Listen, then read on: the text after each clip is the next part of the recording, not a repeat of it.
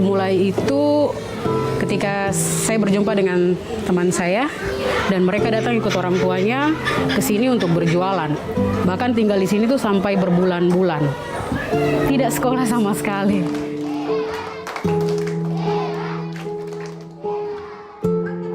Mama, kenapa Mama kasih anak ini jualan? Seharusnya dia belajar di sekolah. Mama yang berjualan di pasar sampaikan kepada kami. Dia bilang, kakak, anak-anak ini kalau mereka pergi mencari di laut, mereka pulang dengan hasil jualan mereka berjualan di pasar, mendapatkan uang, mereka bisa belanja sayur, mereka bisa belanja beras untuk makan satu hari. Kenapa mereka harus belajar? Tentu saja dengan kehadiran BTS ini seperti sebuah jawaban doa ya akan kebutuhan komunikasi khususnya bagi teman-teman yang ada di tempat ini. 1, 2, 3. Apa? Sayang semuanya.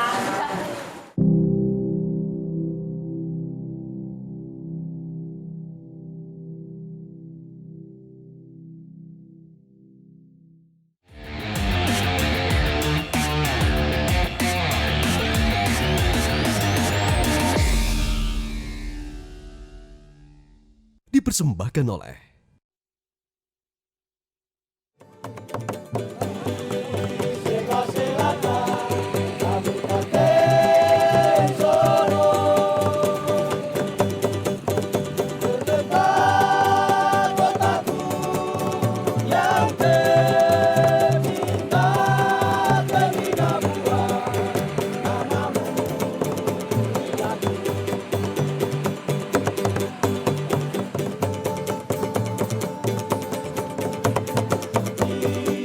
Dalam perjalanan kali ini, tim ekspedisi Bakti untuk Negeri bergerak menuju ke Kabupaten Sorong Selatan, Papua Barat. Kami menempuh jarak sejauh 114 km untuk sampai ke Teminabuan, ibu kota Kabupaten Sorong Selatan.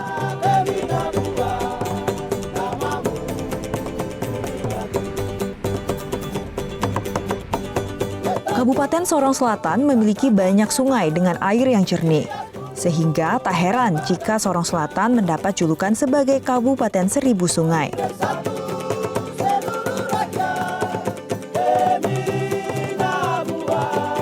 Bentang alam Kabupaten Sorong Selatan terdiri dari perbukitan dan juga pesisir, menjadikan sebagian besar penduduk Sorong Selatan memiliki mata pencarian sebagai pedagang dan juga nelayan.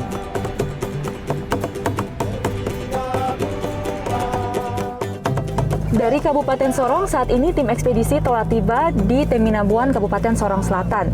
Di sini kami akan melihat bagaimana potret pendidikan di Kabupaten Sorong Selatan. Kami akan menjumpai salah satu komunitas yang bergerak dalam dunia literasi, menjangkau anak-anak pesisir hingga ke pelosok. Kami juga akan melihat bagaimana nantinya internet ini berperan dalam kegiatan literasi yang dilakukan oleh komunitas ini maupun juga bagi anak-anak yang ada di Sorong Selatan.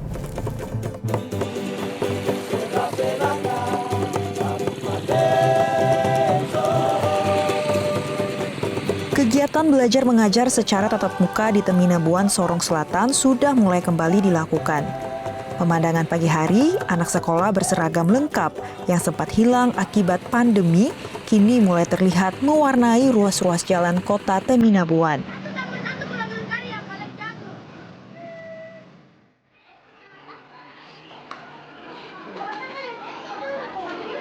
Namun, potret berbeda terlihat di daerah pesisir Sorong Selatan. Anak-anak yang seharusnya duduk di bangku sekolah, mengenyam pendidikan yang layak, justru terlihat bekerja membantu keluarga berjualan di pasar.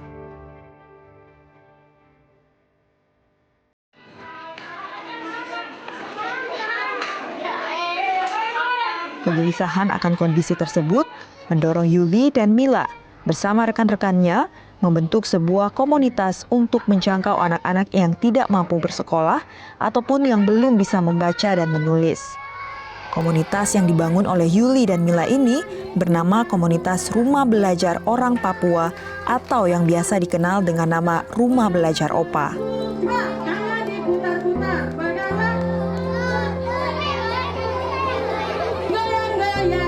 Awal mulai itu ketika saya berjumpa dengan teman saya Bunda Mila, kami sempat ngobrol di sekitar rumah belajar sini, di sekitar rumah, dan lihat anak-anak waktu itu jam-jam sekolah itu mereka tidak ada di sekolah, tapi mereka banyak yang cuma mondar-mandir, ada yang cuma duduk di pasar.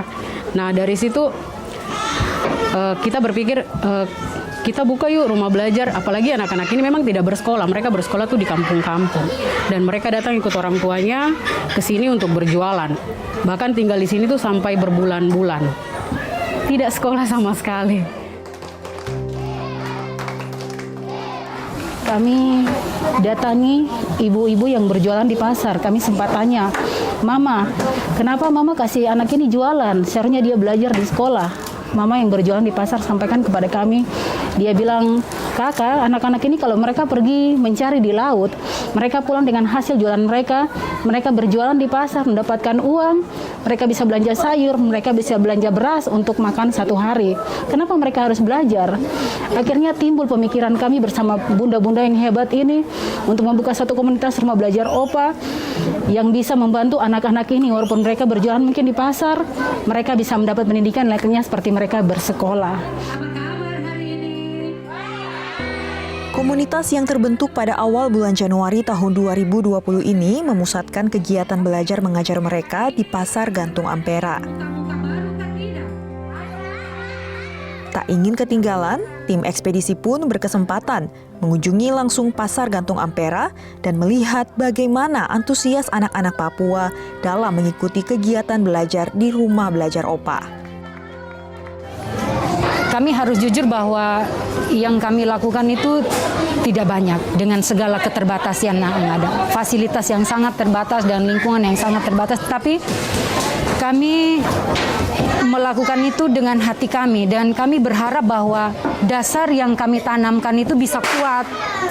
Baik dasar secara ilmu, maksudnya cara membaca, cara menulis dan lain sebagainya, berhitung, lalu dasar karakter yang kami mulai tanamkan itu memang itu hampir selalu berulang-ulang kami lakukan, itu selalu kami melakukan pengulangan dengan tujuan supaya itu benar-benar tertanam di hati mereka. Kehadiran Rumah Belajar OPA di Pasar Gantung Ampera memberikan dampak positif yang tidak hanya dirasakan oleh anak-anak saja, namun juga dampaknya dirasakan oleh orang tua. Mereka sudah bisa menggambar, terus berhitung, sudah bisa bernyanyi sendiri. Ya, saya juga sibuk, tidak pernah untuk lihat anak-anak, tinggal sibuk jualan. Pagi maksudnya keluar, mereka masih tidur, saya biarkan tidur. Saya sibuk dengan jualan, ya. Nanti sampai ada buka sekolah di sini, saya masih jualan, dengar dan sudah ini, saya bilang, cepat ada yang mau mengajar kalian, cepat bangun. Baru saya urus kasih mandi, baru ke sini. Ya, saya senang kalau ada sekolah di sini.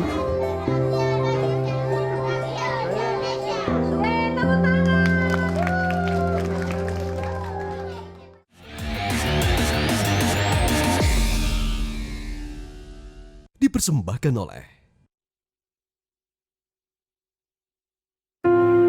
negeri ini jauh lebih luas dari apa yang pernah diceritakan orang.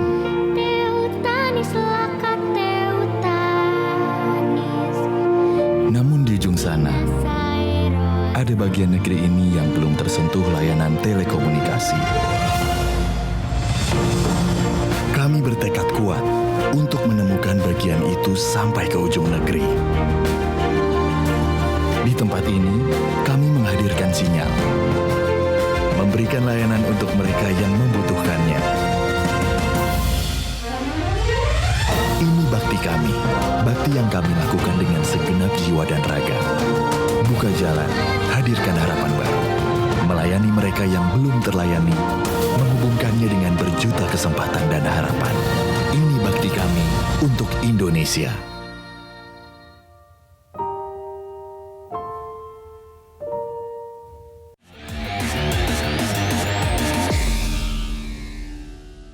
Dipersembahkan oleh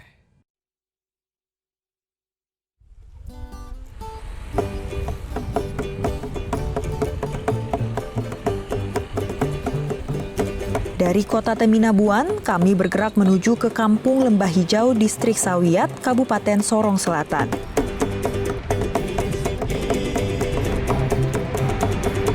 Perjalanan menuju ke Kampung Lembah Hijau menempuh jarak sekitar 26,5 km.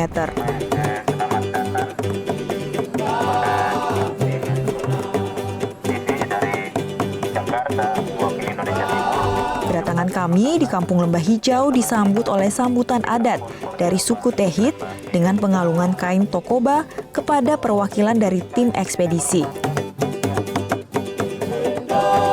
Pengalungan dengan kain kotoba menandakan hubungan adat dengan tamu yang baru datang ke Kampung Lembah Hijau sudah terjalin. Biasanya, kain tokoba menjadi mas kawin dalam perkawinan adat suku Tehit di Sorong Selatan.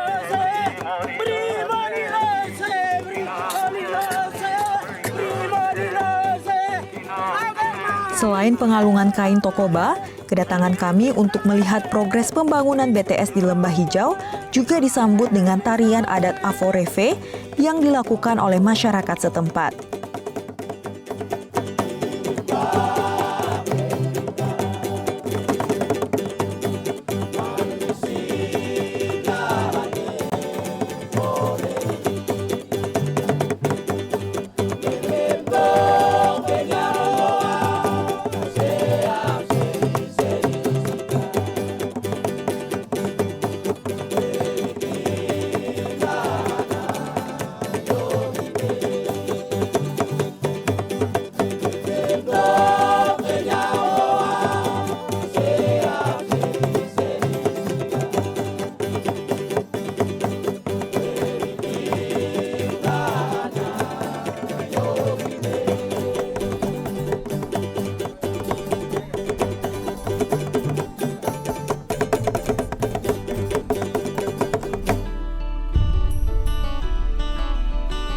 Sebagai langkah percepatan menuju transformasi digital, pembangunan BTS di sejumlah titik di Indonesia terus dilakukan oleh Bakti Kominfo, tak terkecuali di Kampung Lembah Hijau. Terdapat 3 site pembangunan BTS yang dibangun oleh Bakti Kominfo. 3 site tersebut yakni site Lembah Hijau, site Wendy, dan site Sasder. Selama proses pembangunan BTS di Kampung Lembah Hijau, tentunya menemui sejumlah tantangan, seperti kondisi alam Papua yang tidak menentu, ditambah lagi akses menuju ke sejumlah lokasi pembangunan site BTS di Kampung Lembah Hijau tidak mulus, sehingga menyulitkan mobilisasi material pembangunan ke lokasi pembangunan site BTS.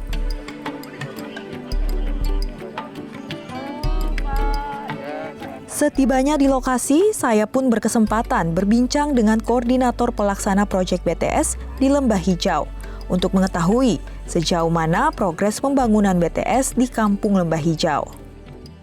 Ya Pak Dede, ada berapa titik pembangunan BTS di Kampung Lembah Hijau ini Pak? Kalau di Kampung Lembah Hijau ini yang berdekatan itu ada 3, Lembah Hijau, Wendy, dan Sasder ya. Kalau untuk Kabupaten Sorong Selatan semuanya dari BET 1A ada 62 dari 65 yang seharusnya begitu. Lalu sejauh ini bagaimana progres pembangunannya Pak? Progres pembangunan sampai saat ini berjalan, walaupun memang kita mengalami berbagai kendala ya, terutama kendala cuaca. Di Papua ini cuaca kita tidak bisa prediksi. Hari ini panas, mungkin siang kita kena hujan gitu. Dan tentunya jalan di Papua tidak semuanya mulus atau sudah terbangun dengan baik. Artinya masih jalan-jalan tanah itu masih kita dapati gitu. Apalagi menuju titik-titik tower yang tentunya di tempat-tempat yang mungkin tidak di pinggir jalan gitu. Sehingga di saat kita terjadi hujan, maka kita sering terhambat di situ. Kita butuh langsir, kita butuh alat berat. Bahkan medan-medan yang kita dapat juga bukan semuanya yang rata ya. Hampir daerah Papua ini kan perbukitan semuanya. Sehingga kita sulit untuk dapatkan daerah yang rata dengan ukuran yang diharapkan oleh kementerian ya. Sehingga kita perlu cutting field, kita perlu untuk pematangan lagi. Dan itu mungkin kendala-kendala yang bisa menghambat gitu. Tapi selama ini kita masih berusaha dengan Pemda untuk bisa bekerja sama, komunikasi untuk sama-sama saling membantu lah seperti itu. Keberlangsungan pembangunan BTS di Lembah Hijau tidak terlepas dari dukungan pemerintah daerah Kabupaten Sorong Selatan yang menjembatani informasi pembangunan BTS kepada masyarakat setempat. Sehingga ke depan diharapkan pembangunan BTS di Kampung Lembah Hijau dapat berdampak positif kepada masyarakat, khususnya dalam mendongkrak perekonomian mereka. Apa kira-kira menurut Pak Epis mewakili pemerintah daerah manfaat ke depan yang bisa dirasakan oleh masyarakat terkait dengan adanya BTS di wilayah mereka? Iya, kalau khusus di Sorong Selatan, pembangunan BTS ini dibangun dari 2017. 2017 kita mendapatkan bantuan pembangunan 12 lokasi di kampung-kampung, dan juga 2019 kita mendapat bantuan 29 titik lokasi, dan 2021 kita mendapat bantuan juga 65 titik atau lokasi pembangunan tower BTS. Khusus di Lembah Hijau ini ya, di wilayah distrik Sawiat, khusus di Lembah Hijau ini untuk Sorong Selatan kita jumlah total untuk pembangunan tower BTS untuk sampai tahun 2021 106 tower BTS. Dan harapan kami sebagai pemerintah daerah mewakili Bupati, ya untuk pembangunan tower BTS ini, ya masyarakat bisa menggunakan manfaatnya, bukan hanya berkomunikasi dan juga bisa melakukan akses internet, lebih khusus untuk memperdayakan ekonomi di masyarakat di Lembah Hijau lebih khusus.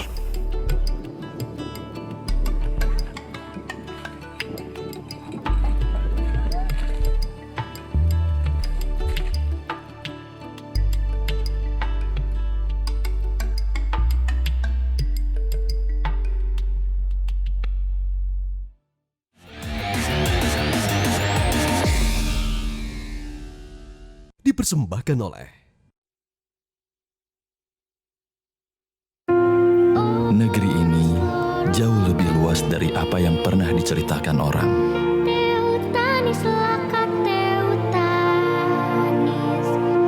Namun di ujung sana, ada bagian negeri ini yang belum tersentuh layanan telekomunikasi. Kami bertekad kuat untuk menemukan bagian itu sampai ke ujung negeri. Di tempat ini, kami menghadirkan sinyal, memberikan layanan untuk mereka yang membutuhkannya. Ini bakti kami, bakti yang kami lakukan dengan segenap jiwa dan raga. Buka jalan, hadirkan harapan baru, melayani mereka yang belum terlayani, menghubungkannya dengan berjuta kesempatan dan harapan. Ini bakti kami untuk Indonesia.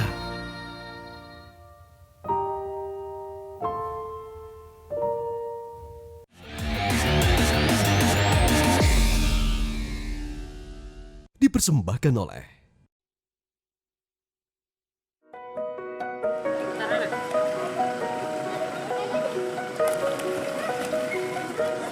Komunitas Rumah Belajar Orang Papua tidak hanya menjangkau anak-anak yang berada di pesisir kota Teminabuan saja. Namun, Rumah Belajar OPA ini juga turut menjangkau anak-anak yang berada di daerah terpencil, seperti di Kampung Lembah Hijau, Distrik Sawiat. Di kampung tersebut, belum ada sekolah, sehingga anak-anak yang berada di Kampung Lembah Hijau sebagian besar tidak bisa mengenyam pendidikan sesuai usia mereka. Ya, jadi Rumah Belajar OPA ini tidak hanya menyasar anak-anak pesisir, namun juga Rumah Belajar OPA ini menyasar anak-anak yang berada di pelosok seperti yang ada di Kampung Lembah Hijau ini. Untuk kegiatan di sini, Bunda Ririn seperti apa nantinya? Apakah ada kesamaan dengan yang di Pasar Gantung itu atau seperti apa? Namanya rumah belajar ya. Ya. Pasti proses belajar mengajar, belajar baca tulis, mengenal huruf, belajar berhitung, belajar bernyanyi, bermain bersama. Jadi kira-kira tidak beda jauh dengan yang kita sudah lakukan di Pasar Gantung. Tidak beda jauh ya, meskipun lokasinya berbeda. Ini pesisir, yang satunya pesisir, yang satunya di daerah hutan begitu. Iya, karena dunia anak itu saya pikir tidak beda jauh di mana-mana. Kebutuhan mereka sama. Tinggal bagaimana kita yang membawa diri untuk bisa menjangkau dan merangkul mereka. Baik. Untuk kegiatan seperti ini yang langsung menyasar anak-anak pelosok, biasanya dilakukan oleh Rumah Belajar OPA itu kapan aja, Bu? Karena tadi judulnya sudah pelosok, jangkauannya agak susah, jadi kita tidak bisa seintens di kota.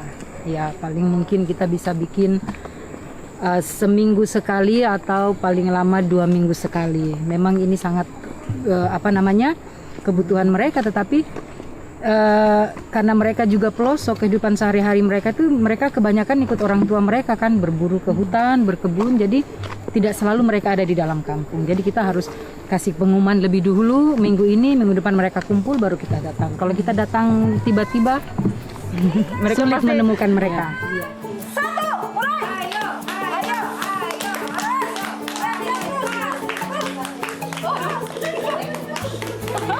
Kedatangan rumah belajar orang Papua ke Kampung Lembah Hijau disambut antusias oleh anak-anak setempat.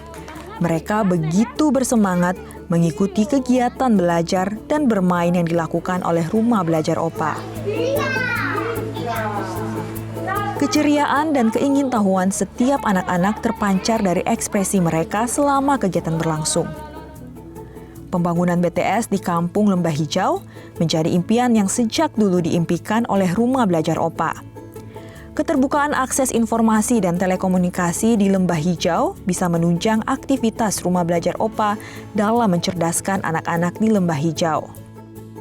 Tadi Bunda sempat menyebutkan di awal perjalanan kita bahwa memang untuk daerah ini akses komunikasi maupun juga internet itu belum ada begitu. Jadi sehingga itu menghambat komunikasi ketika teman-teman dari rumah belajar OPA mau datang untuk melakukan aktivitas di sini begitu. Nah, bagaimana kemudian Bunda melihat bahwa nantinya ke depan ini akan ada BTS yang nanti akan bisa memberikan akses komunikasi maupun internet di Lembah Hijau begitu?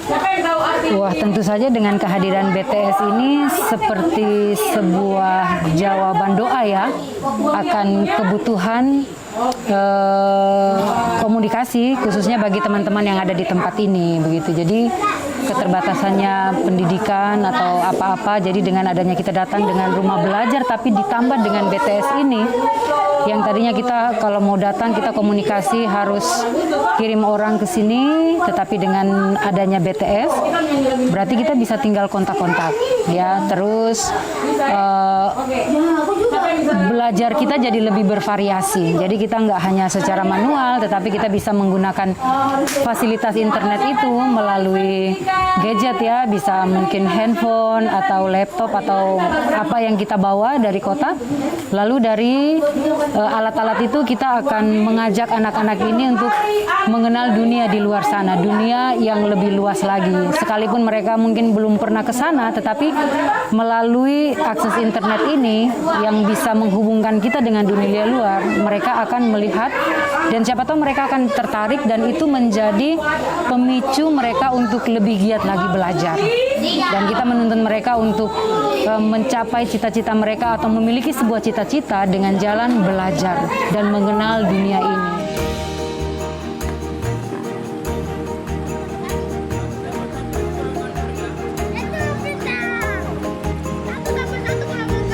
Potret pendidikan yang ada di Kabupaten Sorong Selatan menjadi satu dari sekian banyak permasalahan ketimpangan pendidikan yang ada di Indonesia.